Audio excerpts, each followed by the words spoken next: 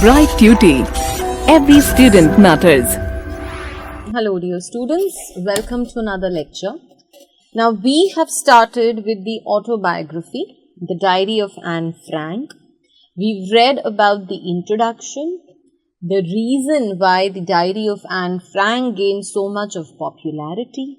Then we also started reading about Holocaust, and we were reading about the dates, the specific, we all know that when we write diaries, we write our account for a particular day. So we have been reading for all the accounts that Anne Frank had written so far and ultimately reached the 9th of July, which was Thursday in 1942. So the hiding place is located in Father's office building. Father did not have a lot of people working in his office. Just Mr. Kreller, Mr. Kupuis, Meep and Ellie Wasson, a 23-year-old typist, who all were informed of our coming. Mr. Wasson, Ellie's father, works in the warehouse along with 2 assistants, none of whom were told anything. So, the hiding place, as I told you about the same, what was the hiding place? The name which was given to the hiding place was the secret annex.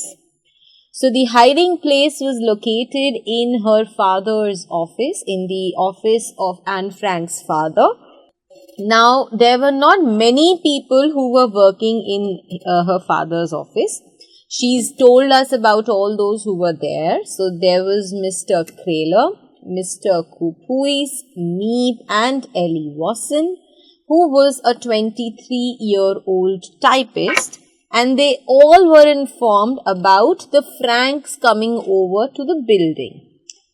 Mr. Wasson, Ellie's father, works in the warehouse along with 2 other assistants. So, Ellie Wasson, who was the 23-year-old typist, her father, Mr. Wasson, was working in the warehouse, and along with him there were 2 other assistants, and the assistants were not informed anything about the Franks. On the 3rd floor of the building is our secret annex. There are some attics for storage on the left, and on the right is the door to our hiding place. It is surprising that there are so many rooms behind the small grey door.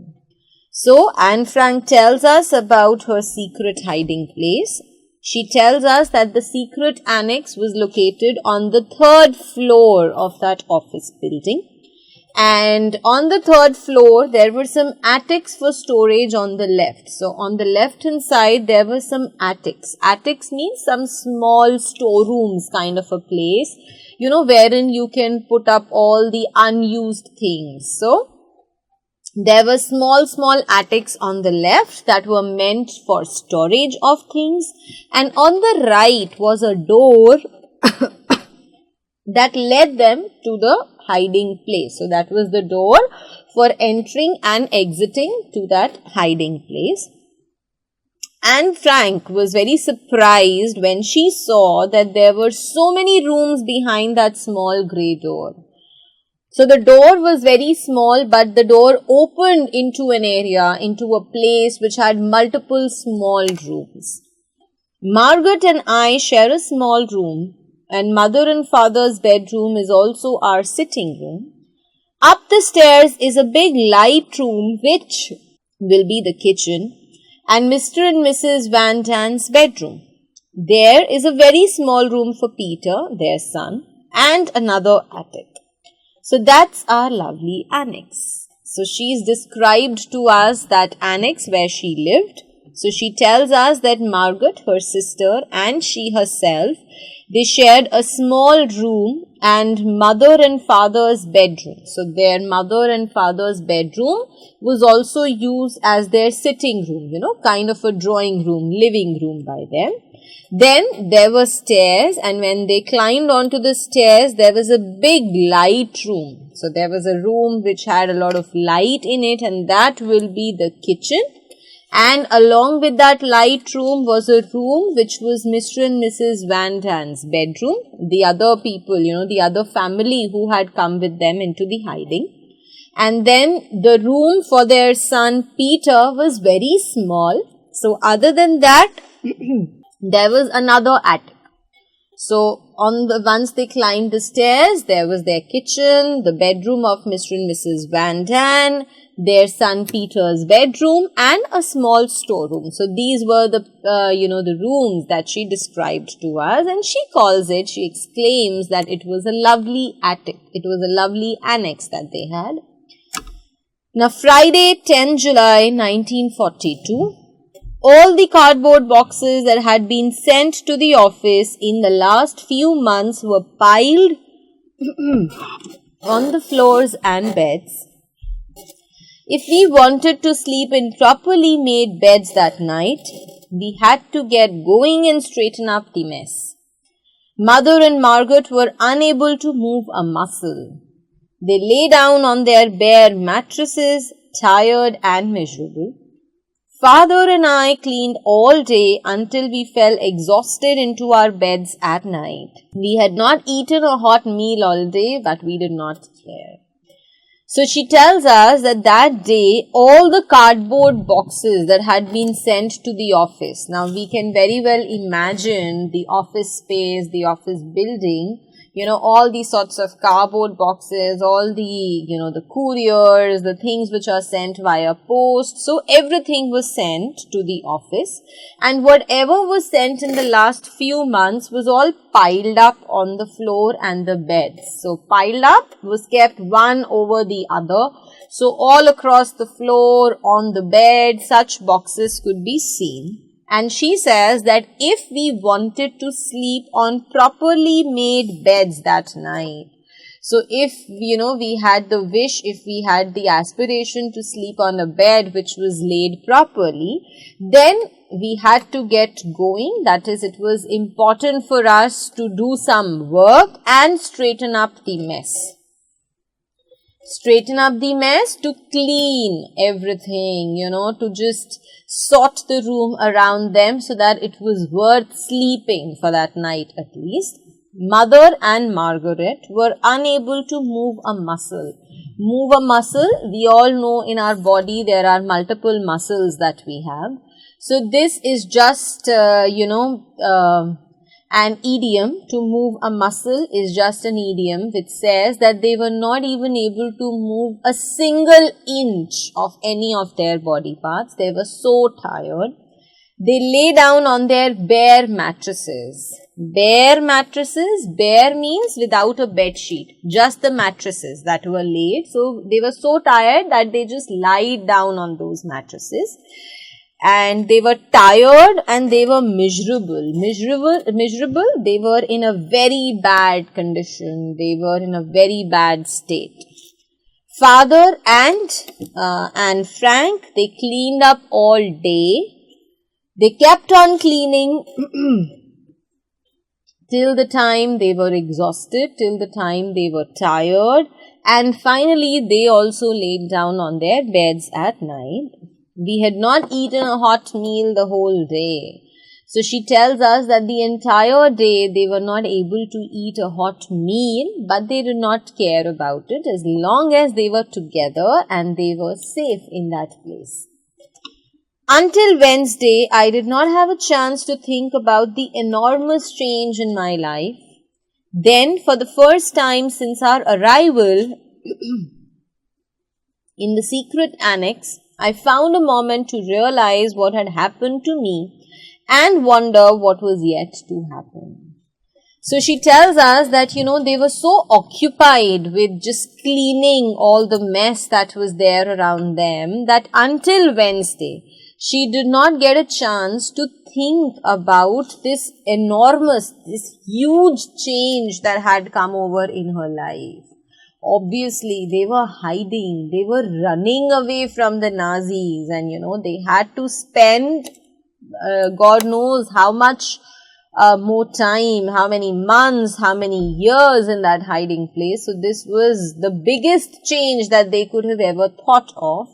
But Anne was so occupied with her work that until Wednesday, this thought did not come into her mind. Then for the first time since our arrival in the secret annex, so when they had arrived to secret annex, it was for the first time when she sat down, or rather she got the time to realize what had happened to her and what was going to happen to them in the future.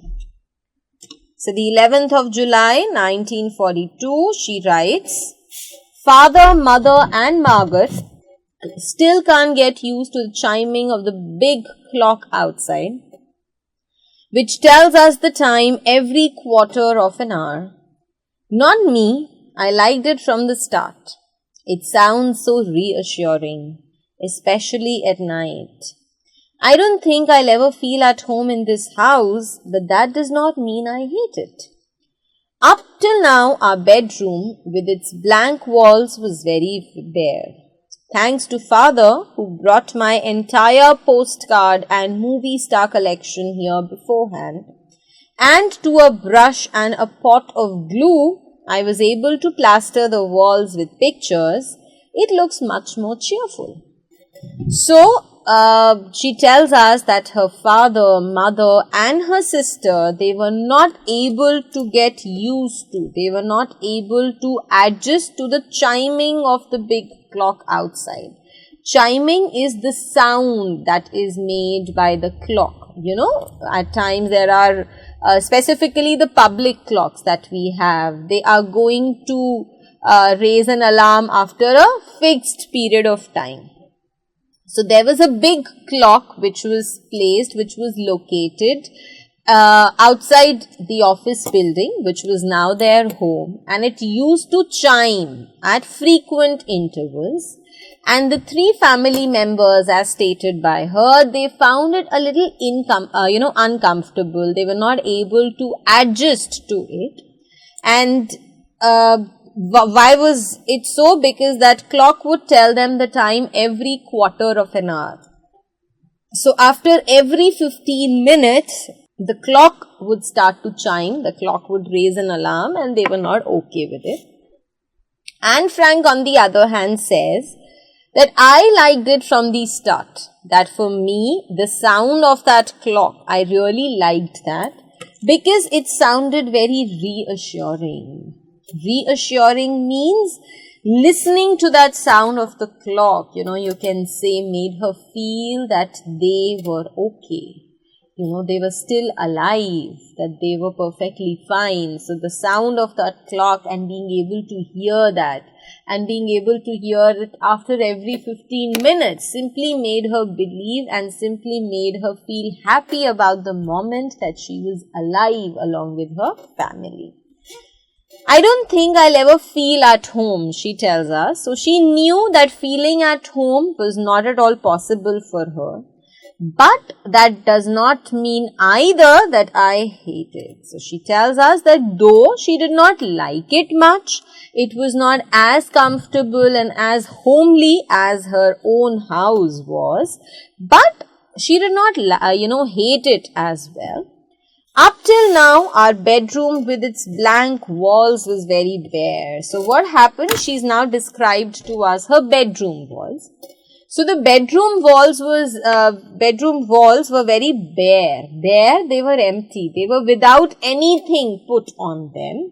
So what did her father do? Her father had brought along all the postcards and all the movie star collections. The posters of maybe her favorite movie stars. So her father had brought along all these postcards and all the movie star collection there. And along with that, he also brought a brush and a glue pot.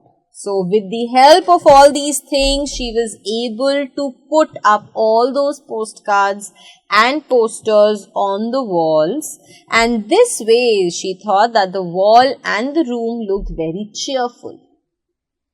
Margaret and Mother have recovered somewhat. Yesterday, Mother felt well enough to cook soup for the first time.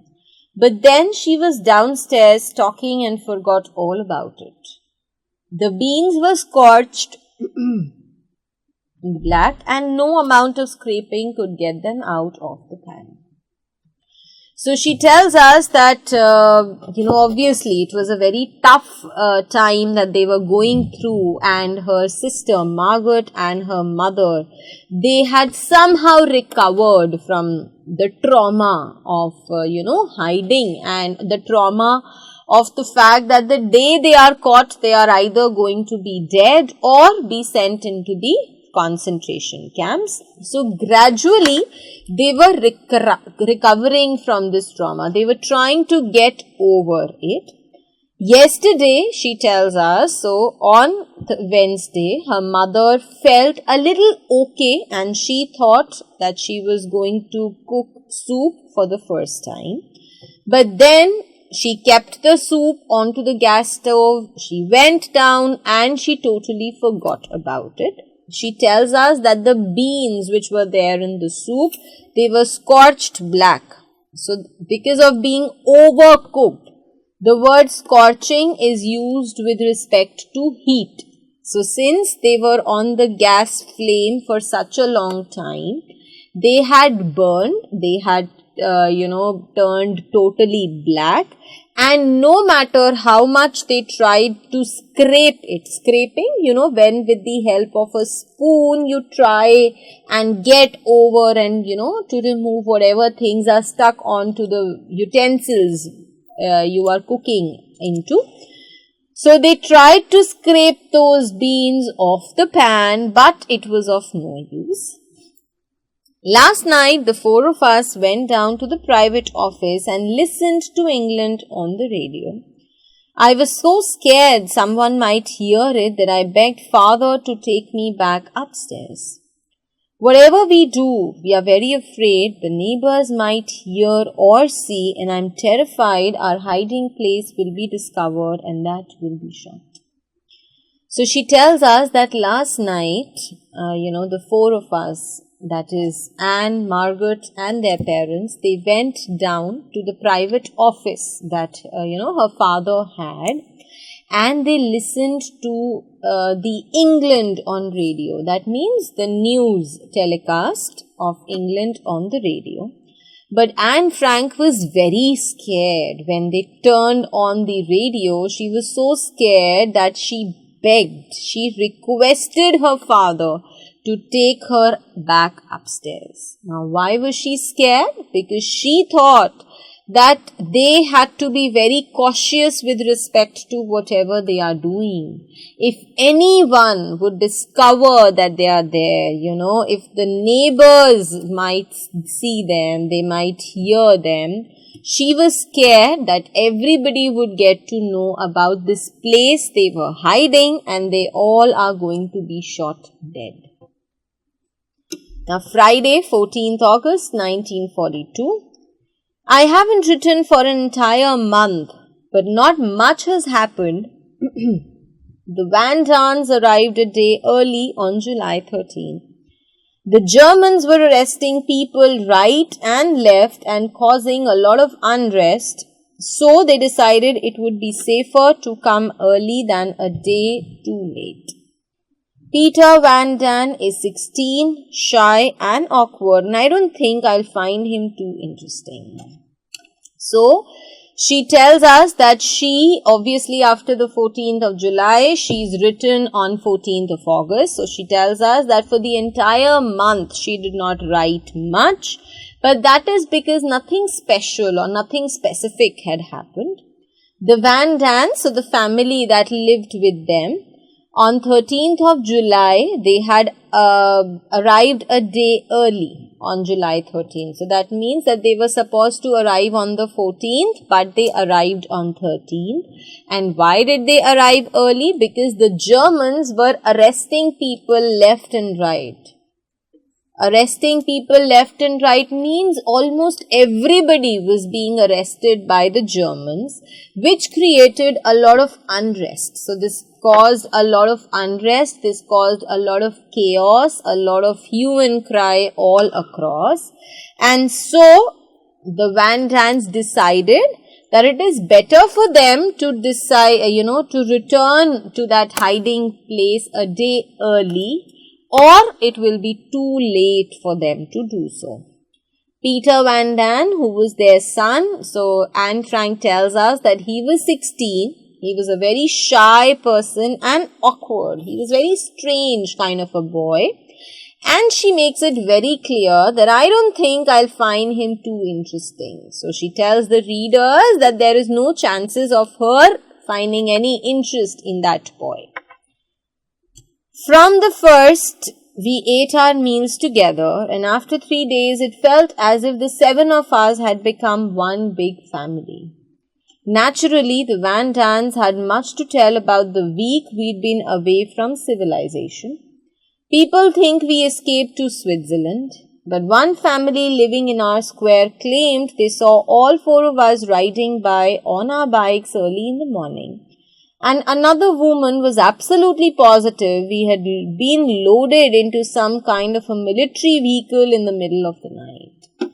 So, from the first time, that means that since day 1, when the Van Dans had arrived in that hiding place, they used to have their meals together. So, they used to eat together.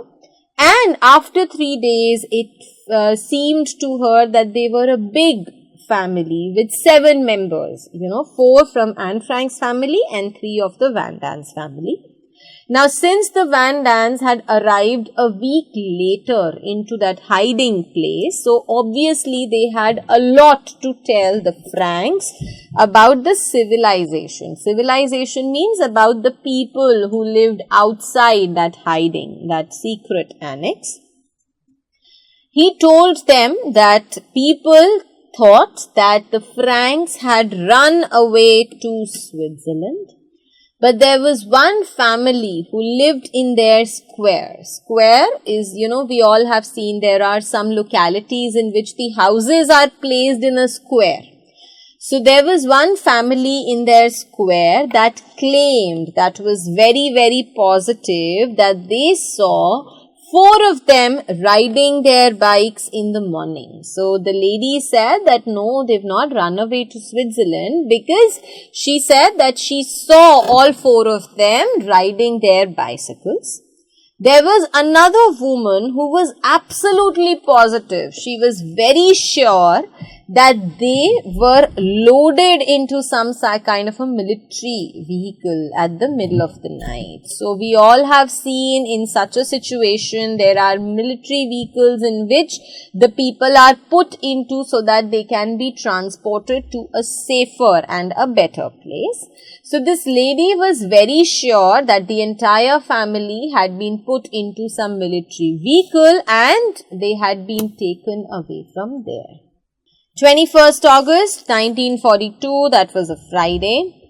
Now our secret annex has truly become secret. Mr. Kraler thought it would be better to have a bookcase built in front of the entrance to our hiding place. It swings out on its hinges and opens like a door.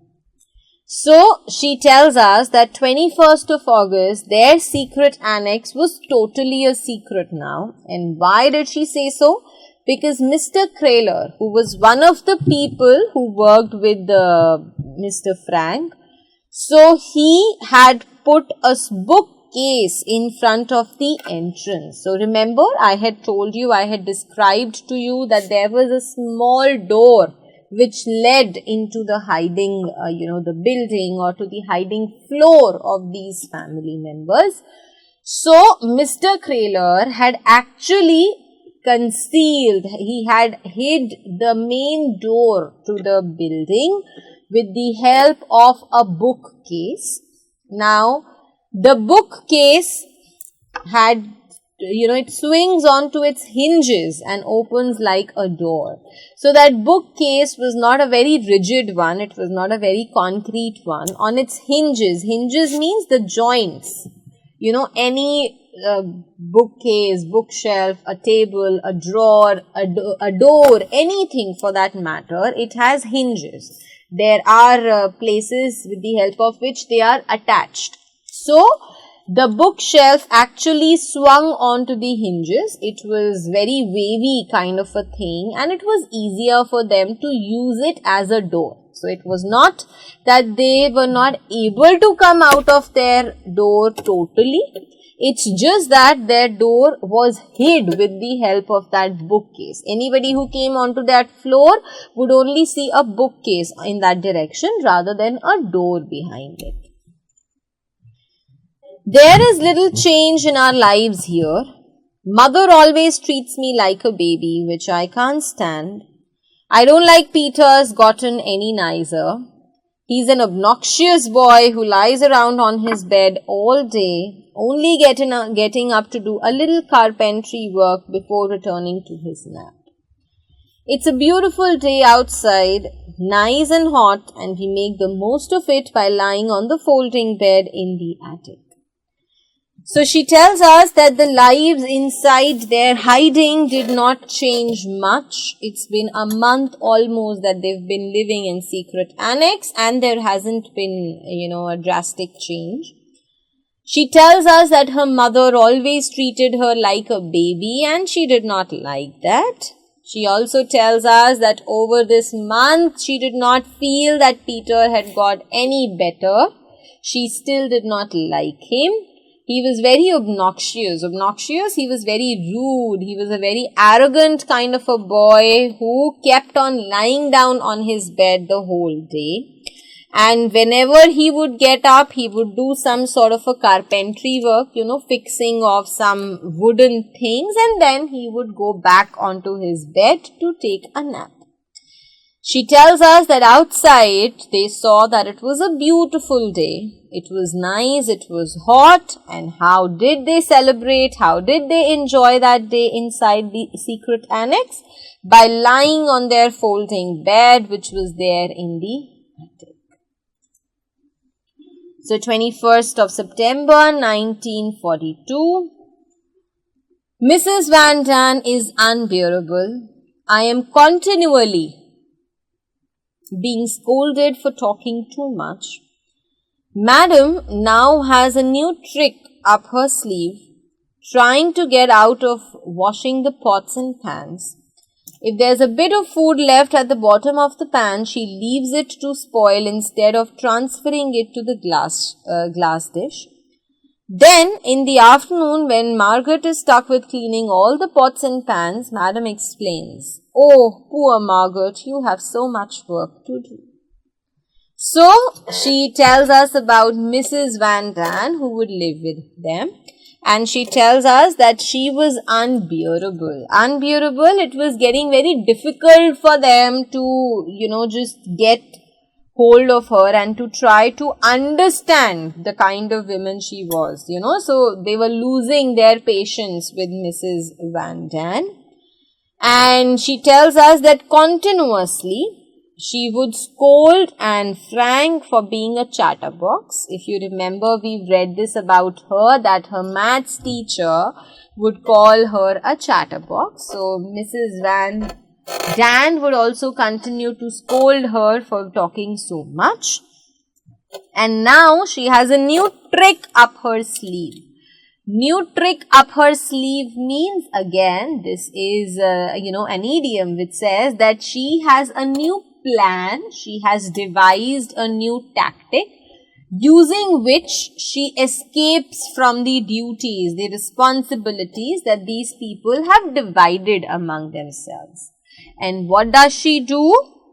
What duty is she trying to escape from? Of washing the pots and pans. So, she does not wash the pots and pans. And what does she do? If there's a bit of food left at the bottom of the pan. Now, again, understand what happens usually at our places. Our mothers, they cook in a particular, pan, a particular pot. And once everybody has eaten food, or once it is almost empty, whatever is the leftover food, that is transferred into some other small bowl or a dish so that the entire pot or the pan can be washed, right?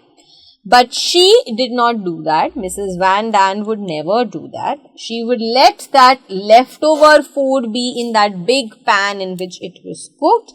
And when in the afternoon, Margaret would come to clean the utensils, since it was her responsibility, she would say to Margaret, "Oh, poor Margaret, you have so much of work to do." So she did not clean it on her own. Rather, she left it for Margaret to do it. Father and I are currently working on our family tree, and he tells me something about each person as we go along. I've also begun my school work, and I'm working hard at French. Peter has taken up his English with great reluctance. Pim, that's our pet name for father, wants me to help him with his Dutch lessons. He makes the most unbelievable mistakes. So, she tells us that she, along with her father, was working on the family tree. So, family tree, we all know, is wherein the parents put pictures and, tells us about the relationship with the different family members and explains to us who and, who they are and what relevance do they hold in our lives. So, Anne Frank and her father, they were working on the family tree. And whenever the father would put somebody's picture, some family member's picture on that family tree, he would make it a point to tell Anne Frank about that person.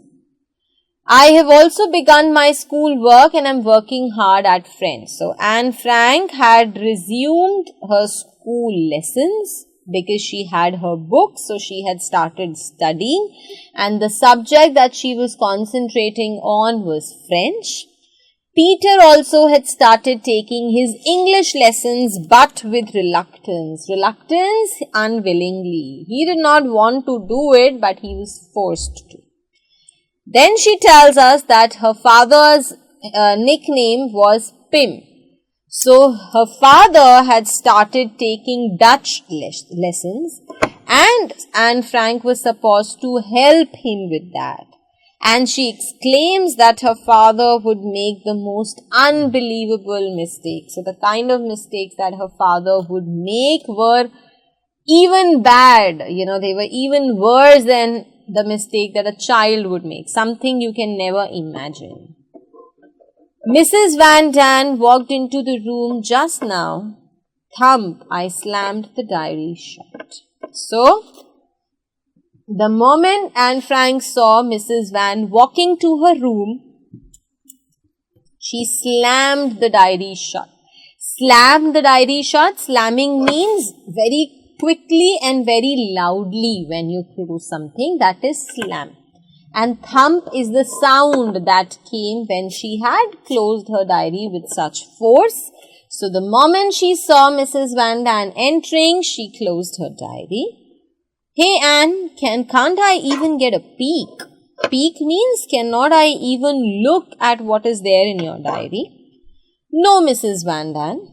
Just the last page then? No, not even the last page, Mrs. Van Daan. Of course, I nearly died since that particular page contained a lot of rude things about her. So Anne Frank tells us about the fact that Mrs. Van Daan was very nosy by nature. She was very interfering by nature. And she wanted to have a look into Anne Frank's diary, and she even insisted on just reading what she had written on the last page. And Anne Frank tells us that she certainly did not want that to happen because it was on the last page where she had written maximum rude things about Mrs. Van Daan.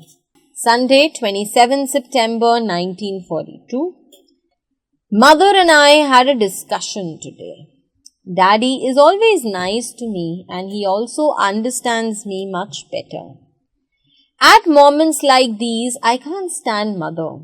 It's obvious that I am a stranger to her. So she tells us that on 27th September, she had a discussion with her mother. Now the reason why she's put discussion in single inverted commas is to make us all understand that they had a conversation about something serious. because following that, she tells us that she found her dad, she found her father to be better because he understood Anne Frank in a better manner. And at moments like these, I can't stand mother. She says that, in such circumstances, when we are having a serious discussion about something, it is impossible for me to stand my mother. It is impossible for me to understand and, to just look at what my mother is saying. It is obvious that I am a stranger to her. She even says that at times I feel that my mother does not even know me well. For the umpteenth time, Mrs. Van Daan is in a bad mood. She has been removing more and more of her belongings and locking them up. She also thinks I'm spoiled. She always complains about me and says, if Anne were my daughter. Thank goodness I am not.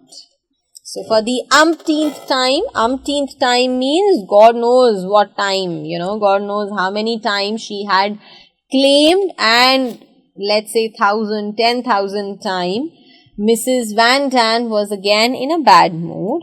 And what was she doing because she was in a bad mood? She was removing more and more of her belongings and locking them up. So, she was just taking away Anne Frank's things that belonged to her and was locking them. And why was she doing it? Because according to her, Anne Frank was a spoiled child. And every time Anne says that she would continue to complain about me, and she would say that if Anne were my daughter, so if Anne were my daughter, I would do this with her. If Anne were my daughter, I would do that with her. And Anne Frank used to think that thank God I am not her daughter. So you see, so far the kind of lives as Anne Frank has described to us seemed to be hilarious as well as very intriguing. So I will pause here now, and we are going to continue in our next lecture to read what happens on the 29th of September. So I'll see you all now in my next lecture. Thank you.